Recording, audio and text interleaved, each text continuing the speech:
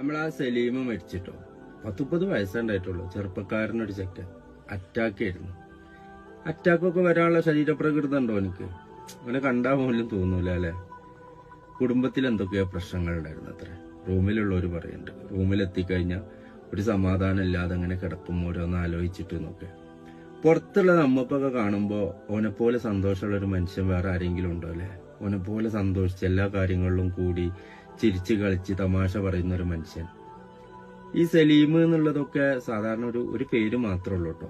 ഇതുപോലത്തെ എത്രയോ സലീമന്മാര് നമ്മളെ കൂട്ടത്തിലും നമ്മളും നമുക്ക് ചുറ്റിലും ഉണ്ടാവും. കുടുംബത്തിൽ നിന്നൊരു സമാധാനം കിട്ടാതെ മനസ്സ് മരവിച്ച് പോണ മനുഷ്യന്മാര്. കെട്ടിയ പെണ്ണിന്റെ ഭാഗത്തു നിന്നാണെങ്കിലും കുട്ടികളുടെ ഭാഗത്തു നിന്നാണെങ്കിലും ഉമ്മാന്റെ ഭാഗത്തു നിന്നാണെങ്കിലും നാട്ടിൽ നിന്ന് ഒരു മനുഷ്യനും യാതൊരു വിധത്തിലും സമാധാനം കൊടുക്കാത്ത എത്രയോ സലീമന്മാര് നമ്മളെ കൂട്ടത്തിലുണ്ട്. ഭക്ഷണം കഴിച്ച്